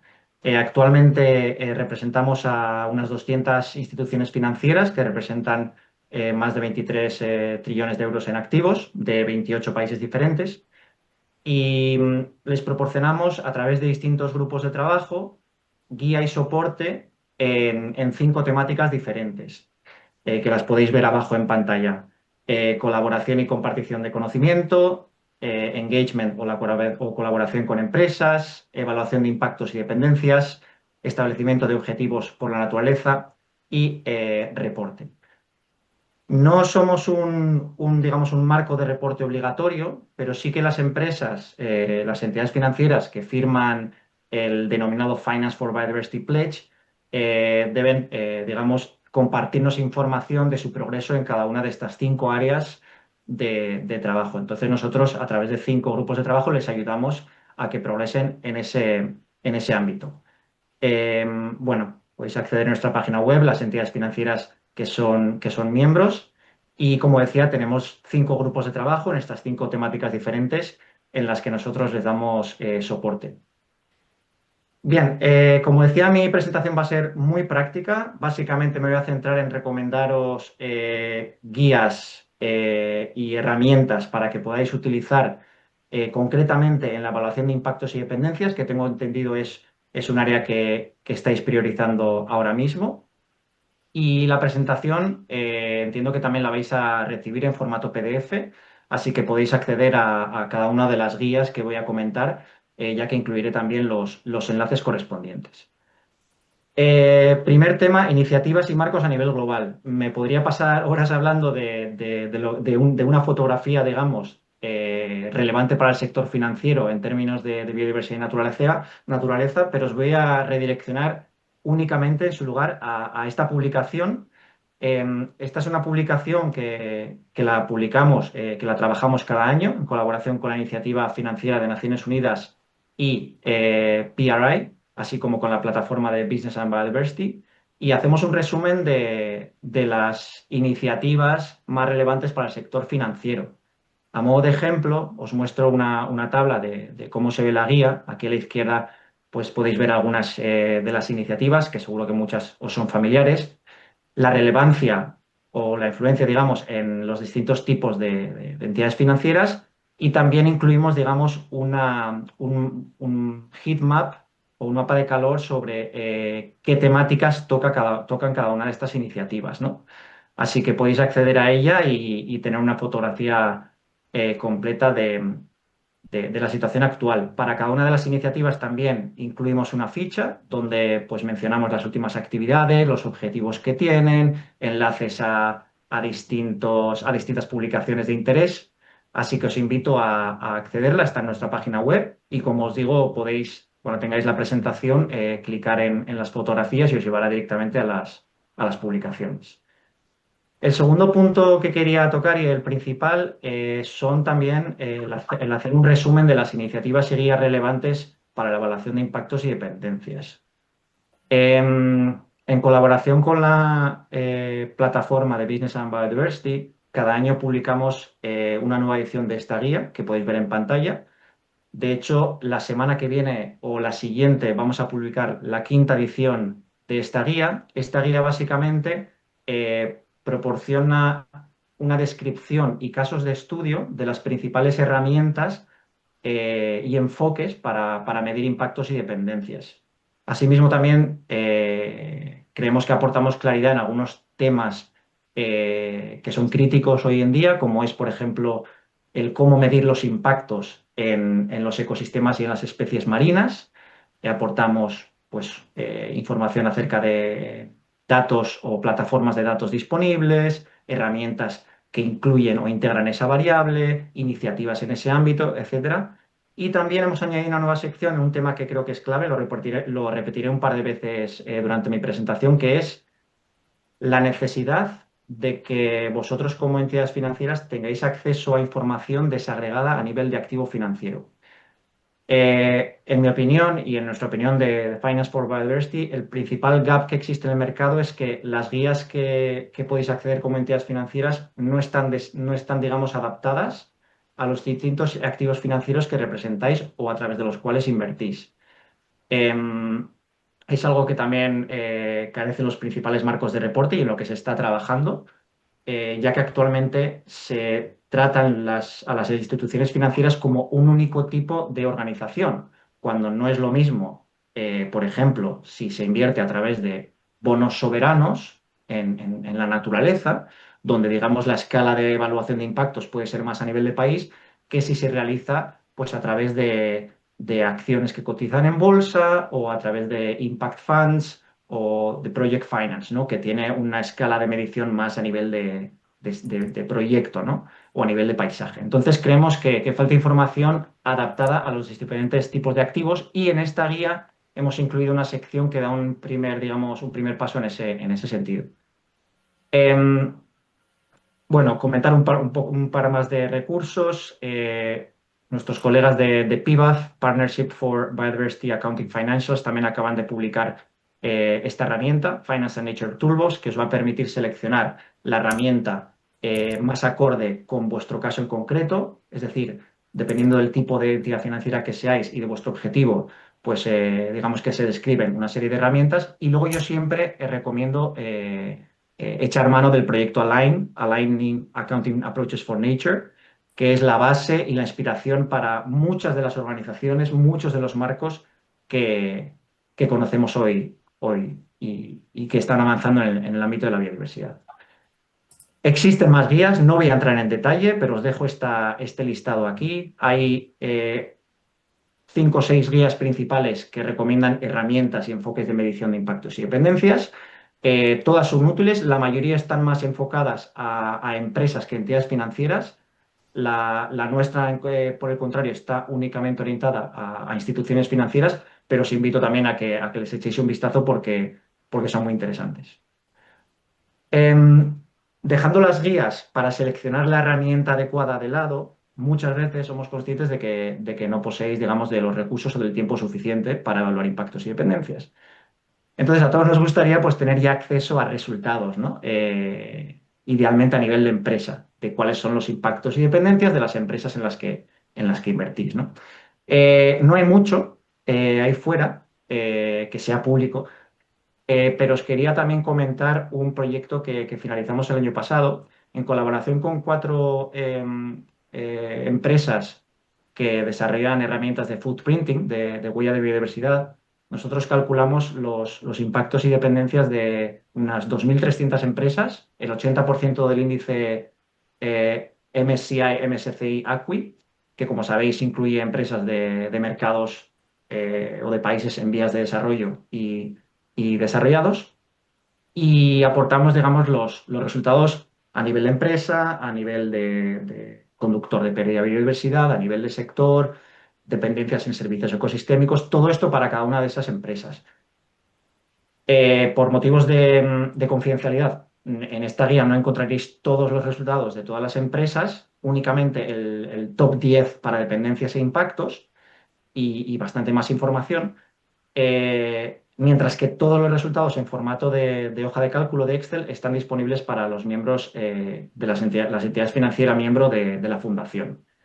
Si quisieseis saber más, dejaré mi email al final de la presentación y me contactáis. Pero en esta guía aún y todo, en este reporte, podéis encontrar información de utilidad.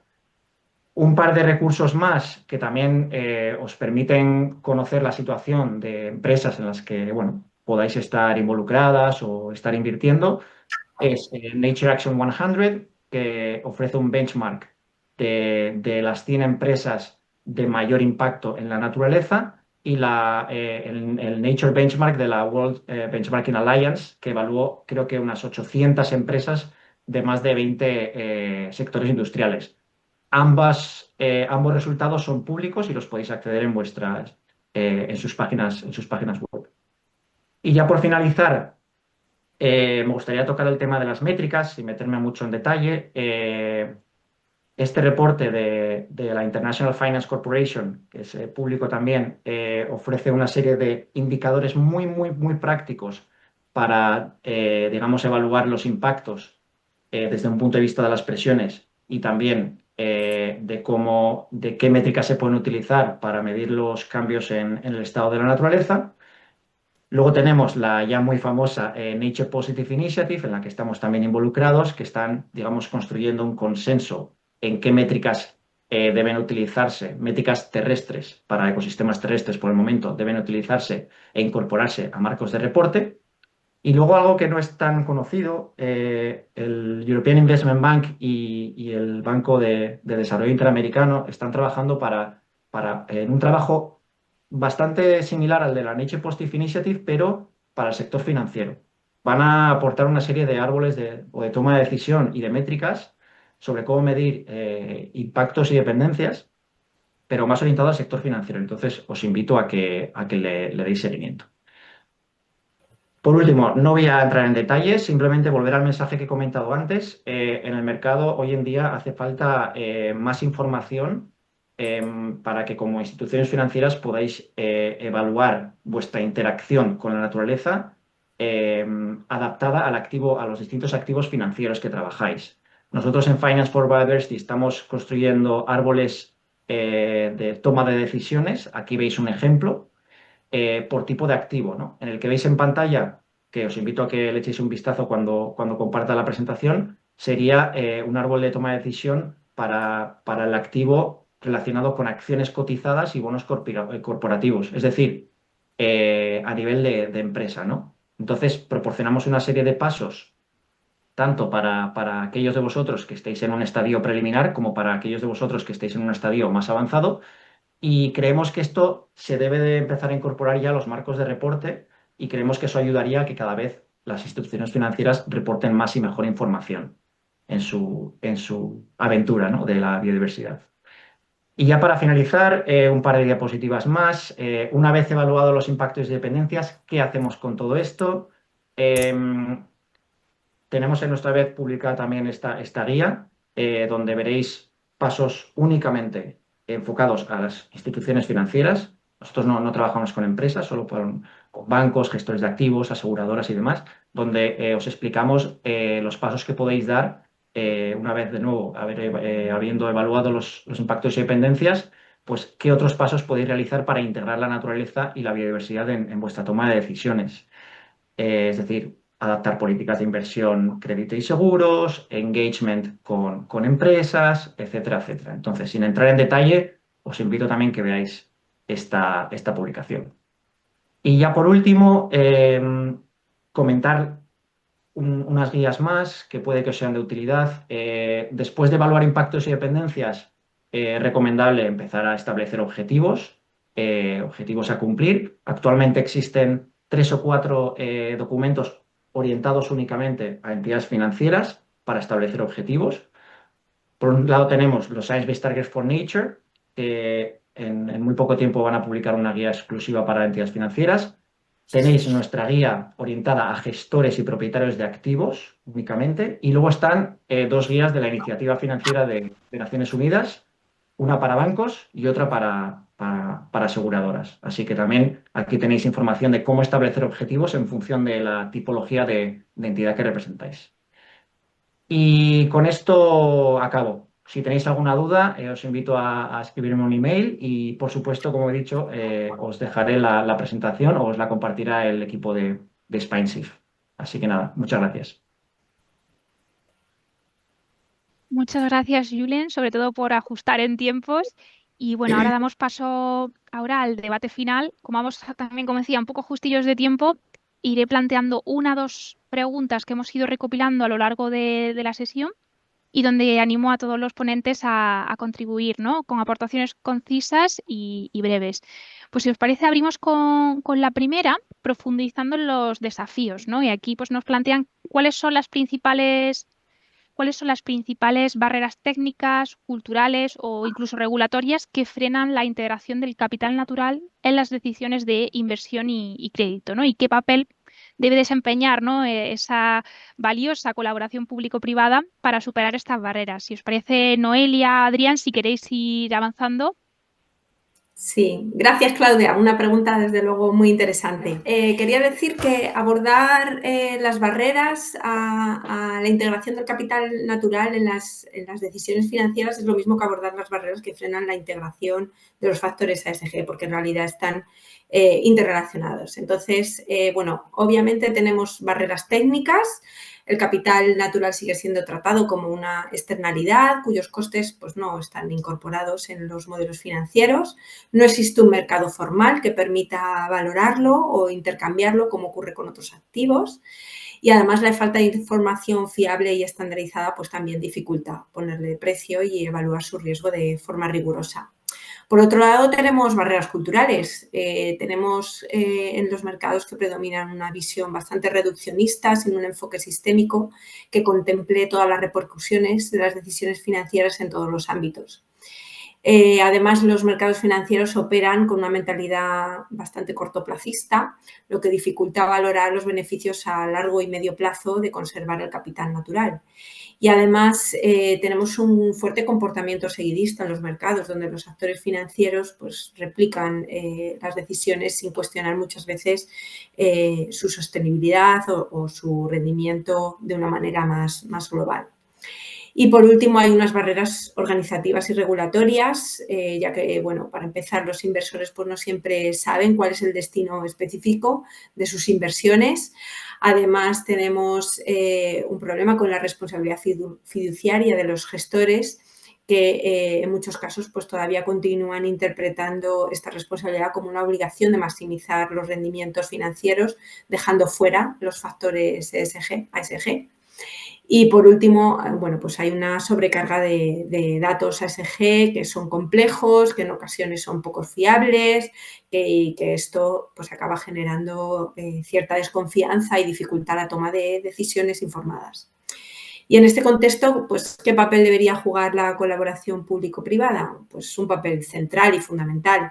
La colaboración entre el sector público y privado puede impulsar el capital natural y para hacer que deje de ser una externalidad y se convierta en un activo estratégico compartido. La clave está en cómo ambos sectores pueden cogestionar, proteger y valorizar el capital natural como parte de una estrategia común de sostenibilidad. ¿Qué tipo de acciones pues, se pueden llevar a cabo? La primera, pues la colaboración para desarrollar estándares comunes que incluyan el capital natural como parte del análisis ambiental. También se puede colaborar para ampliar la información ambiental disponible y que ésta sea de calidad, que sea robusta. Se puede colaborar en la gobernanza, una gobernanza compartida de recursos naturales para fortalecer la legitimidad, la transparencia y la rendición de cuentas también. Y por último, también se puede fomentar una colaboración en el diseño de políticas e incentivos que se alineen con la gestión responsable del capital natural. Gracias. Muchas gracias, Noelia. Adrián, ¿alguna aportación, sobre todo desde la perspectiva española? Sí, pues bueno, mucho de lo que ha dicho Noelia es cierto, es así. Y yo lo único que creo que es que al final tienen que pasar las cosas ya de unas estrategias al final de cada uno vamos a aportar lo que podamos, porque hasta que no sea una iniciativa estable, pues va a ser difícil que la financiación se mueva hacia allí, porque claro, al final es lo que decía en la ponencia, si dejamos que haya un montón de estándares o de diferentes marcos y no se sabe bien cuál es el que hay que seguir o la información no es fiable o no es sólida, pues el problema va a persistir en el tiempo y no vas a canalizar la inversión privada que quieres canalizar. Entonces, pues sí que es verdad que al final yo creo que tendría que haber pues una compromiso claro desde las instituciones y de las entidades privadas de decir, oye, vamos a querer incluir esto y ya vamos a identificar si tiramos por el tema de servicios, qué servicios vamos a valorar, cuáles son los mínimos que tenemos que tener, cómo lo vamos a hacer y qué de forma se va a contabilizar para tener un seguimiento en el tiempo y que aquello pueda hacer que iniciativas privadas quieran invertir en ese tipo de cosas, porque si no las actividades se quedan en lo que opina una persona, lo que opina otro, si vienen de un ámbito académico, de una sección que es más cercana a la biodiversidad o a la biología de la conservación, o si soy más economista ambiental, pues cada uno empieza a tirar de su lado y al final es mucho más complicado que hacer que la alternativa, que es lo que hay ahora, que es la economía en sí, que dice, no sé si es lo mejor, pero esto es lo que vamos a trabajar todos y a partir de este estándar puede haber mejoras para conocer la contabilidad de un país o la contabilidad de una empresa, pero la forma que hemos tomado todos es esta. Y entonces a partir de ahí, pues claro, se ha generado un sistema que por lo menos todos trabajan en el mismo, o sea, hacia el mismo puerto, ¿no? Y poco más. Muchas gracias, Adrián. Desde luego, esa colaboración necesaria. Y bueno, cerrando este mini debate, me gustaría poner la mirada hacia el futuro, ¿no? Y preguntando qué compromisos concretos, tangibles, pues deberían adoptar hoy las instituciones financieras para evitar estos riesgos sistémicos derivados de la pérdida de naturaleza, ¿no? Y aquí, por ejemplo, Alexandra, si quieres dar un poco tu visión y después que Julie también pues complemente, genial. Gracias, Claudia. Yo diría que aunque el tema es complejo, y en eso estamos todos de acuerdo, ya hay suficiente información para al menos empezar. Entonces, creo que el compromiso, al menos desde el punto de vista de las instituciones que nos acompañan hoy, debería ser, si no hemos comenzado en esta ruta, comenzar. Las cientos de organizaciones que han estado iniciando los pilotos con el TNFD, que incluye, por supuesto, la identificación de dependencias, impactos, riesgos y oportunidades, la mayoría de ellas han identificado que, digamos, esas dependencias, impactos, riesgos y oportunidades son más significativos o iguales de significativos a los que han identificado para clima. Y esperan que va a haber regulación dentro de los próximos 3 a 5 años en este sentido. Entonces, creo que el llamado aquí es a comenzar. Es complejo, pero hay suficiente información y la idea es que nos comprometamos y estemos listos para cuando la regulación venga, pero también identifiquemos esas oportunidades de negocio lo más rápido posible. Voy a pasar a Julen ahora. Y no, por añadir un par de puntos, totalmente de acuerdo contigo, Alexandra, en animar a todo el mundo, a las instituciones financieras, a empezar y a no esperar digamos, tener acceso a los datos perfectos, a que haya un consenso sobre métricas, por ejemplo, o una mayor homogeneización de las demandas de los marcos de reporte. Ya hay suficientes datos, ya hay suficiente información ahí fuera. Y algunos compromisos o ejemplos de compromisos con los que se puede comenzar son los que ya se vienen trabajando desde hace mucho tiempo, porque muchas veces el concepto de naturaleza o biodiversidad simplemente engloba otros ámbitos medioambientales que ya se vienen trabajando. Por ejemplo, compromisos u objetivos de no deforestación, no conversión y uso del agua, por ejemplo, o el uso sostenible del agua, etcétera. Si tuviese que mencionar una serie de pasos que se pueden llevar a cabo o que podéis llevar a cabo ya para integrar la naturaleza, ¿no? Y establecer esos objetivos, pueden ser tener una ambición y una política de naturaleza que se alinee, por supuesto, con una política u objetivo de cambio climático, si es que ya la tenéis. Por supuesto, como línea base, evaluar los impactos, si es posible las dependencias también, para tener una visión global de cuáles son los riesgos y dependencias, riesgos y oportunidades, perdón. Y luego empezar a fijar objetivos medibles en base a los resultados que os van dando esas evaluaciones, ¿no? Ya existen bastantes guías, como he comentado. Y luego ya lo siguiente sería empezar a integrar la naturaleza en la toma de decisiones, seguido de o en paralelo a el muy útil proceso de engagement o colaboración con empresas, que como ya sabéis, pues ayuda digamos, a interactuar con ellas y a directa o indirectamente incentivar un cambio, ¿no? en sus operaciones directas y en sus cadenas de valor. Y por último, por supuesto, movilizar financiación, movilizar financiación hacia soluciones basadas en la naturaleza, proyectos de restauración ecológica y otra tipología de acciones que contribuyan a ese cambio, ¿no? Y a ese objetivo de naturaleza positiva. Muchas gracias, Julien, Alessandra. Bueno, estamos llegando ya al final de esta primera sección del ciclo Naturaleza y Finanzas. Agradeceros sinceramente a todas las personas ponentes por vuestras valiosas intervenciones y a todos los que hoy nos habéis seguido en línea. Para cerrar, cedo la palabra a Andrea González, directora general de SpainShift, quien compartirá los próximos pasos de este ciclo. Andrea, adelante. Muchísimas gracias. Voy a hacer un cierre, como dicen, si bueno, breve, 2 veces bueno, ¿no? Agradecer a todos, a Félix, a Alexandra, a Julen, a Adrián, a Noelia y a Claudia por la conducción de esta primera sesión de los ciclos de naturaleza y finanzas, una conducción magnífica. Tras este primer bloque sobre la importancia de la naturaleza para lo financiero y de lo financiero a la naturaleza también, ¿por qué no? Me alegra mucho emplazar a la audiencia a acompañarnos en la siguiente sesión, en la que nos vamos a centrar en las herramientas del propio sector financiero y que celebraremos el 4 de diciembre también a las 12 en este mismo formato. En esta sesión vamos a presentar con mayor detalle estas metodologías, estándares, herramientas que permiten pasar del por qué, que es en lo que nos hemos centrado hoy, al cómo, ¿no? Entonces, pues emplazados para esa fecha, por último y no menos importante, agradecer a Fundación Biodiversidad y a la Iniciativa Española de Empresa y Biodiversidad por la colaboración y la alineación siempre en esta cuestión y a todas y todos los asistentes por ser parte de esta conversación que, si bien no es sencilla, siempre pues, es merecedora de nuestro tiempo y nuestra atención. Nos vemos en la próxima y gracias a todos.